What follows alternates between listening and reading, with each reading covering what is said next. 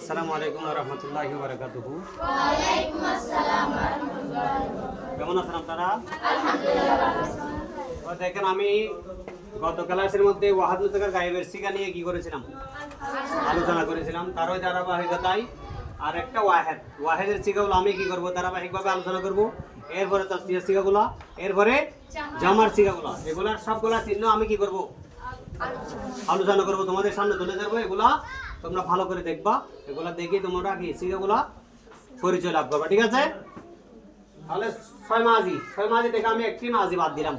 এটা হচ্ছে মাঝি ইস্তেমরারি। এটা কিন্তু মুজারের সাথে সংশ্লিষ্ট সিগা, সেই জন্য আমি এটাকে বাদ দিয়ে যেগুলা মাঝির সাথে সবগুলা একই রকম, সেখান থেকে পাঁচটি মাঝি নিয়ে কি করতেছি, আমি আলোচনা করতেছি। তাহলে পাঁচটি মাঝির মধ্যে 4 20টি বহস হয়, কেমন? তারপরে সিগা কয়টি হয়? 20টি। তাহলে সবগুলা সিগা 20টি সিগা একই রকম। এটা আমি আজকে আলোচনা করবো ওয়াহাদ মুআন্নাস গায়েবের সিগা নিয়ে। আজকে আলোচনা করবো কি নিয়ে? ওয়াহাদ মুআন্নাস গায়েবের সিগা। ওয়াহাদ মুআন্নাস গায়েবের চিহ্ন, এখানে আমি সবগুলোর মধ্যে একটা চিহ্ন আছে, লাস্টে সবগুলোর মধ্যে একটা চিহ্ন আছে। কি? লাম কলমার পরে তা সাকিন। কি?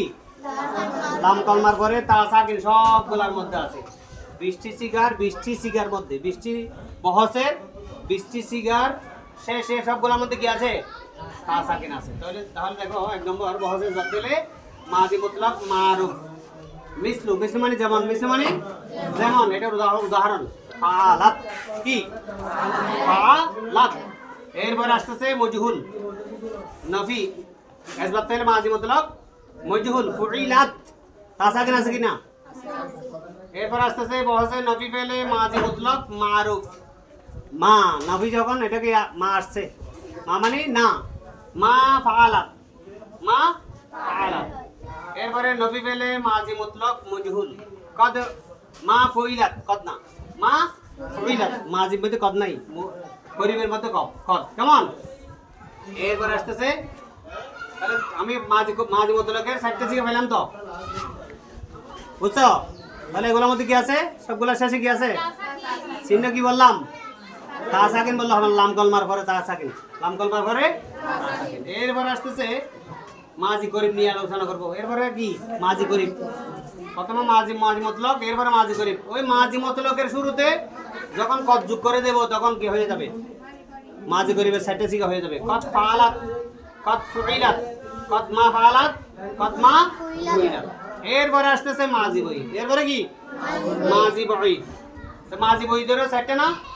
ওই মাজি মতলকের শুরুতে যখন আমি কি আনবো? কানাত, কানাত, এটা গর্দান টানতে হবে। কানাত যোগ করব, তখন কি হবে? মাজি বইদের 4টি সিগা হয়ে যাবে। কানাত ফাআলাত, কানাত ফুইলাত, কানাত মা ফাআলাত, কানাত মা ফুইলাত। মাজি বইদের 4টি পাইছে তো? সবগুলা শেষে শুরুতে ভিন্ন হচ্ছে মাজির কারণে, বিভিন্ন মাজির কারণে, কিন্তু শেষে সবগুলা কি? তা সাকিন বলো না, সবগুলা কি? তা সাকিন। এরপর আসতেছে ইহতিমালি। এরপরে কি? মাজি ইহতিমালিরও লাল নামা যোগ করলে মাজি মুতলকের শুরুতে 4টার শুরুতে কি হয়ে যাবে? মাজি ইহতিমালির সিগা হয়ে যাবে, কেমন? লাল নামা ফাআলাত, লাল নামা ফুইলাত, লাল নামা মা ফাআলাত, লাল নামা মা ফুইলাত। বহস কিন্তু এখানে আছে, ঠিক আছে? সবগুলোর বহস এখানে দেওয়া আছে। এরপর আসতেছে কি? তামান্নাই বা তামান্নি, কেমন? তামান্নাইরা কয়টা সিগা? 4টা। তাহলে মাজি মতলকের শুরুতে কি যোগ করব? তামান্নাই কখন হবে? লাল লামা মানে লাইতামা, লাল লামা বলা আসলাম তো, ইহতিমালি।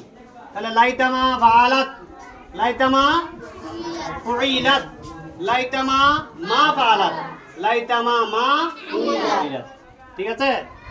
তাহলে এইভাবে তোমরা আমি তো শুধু আল ফেল মজদ দিয়ে বললাম, আর নসরু আজদরবু আল ফাতহু আদুহুল, অনেক মজদর, হাজার কি আছে? মজদর আছে। এই মজদর থেকে এগুলা এইভাবে বানাইতে হবে, কেমন?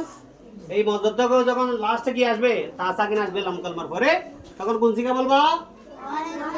ওয়াহাদ মুআন্নাস গায়েবের সিগা। এখন সিগা না চিনছো, তাহলে বহস কিভাবে চিনবা? মাজি মতলকের শুরুতে কথা আসলে মাজি গরিব, মাঝি করিব মাঝি মতলকের শুরুতে কানা আসলে মাঝি বই আর এহতেমালি মাঝি মতলকের শুরুতে লাল লাম আসলে এহতেমালি আর মাঝি মতলকের শুরুতে লাইতাম আসলে মালি তামান। ঠিক আছে তাহলে ঠিক আছে। আসসালামু আলাইকুম ওয়া রাহমাতুল্লাহি।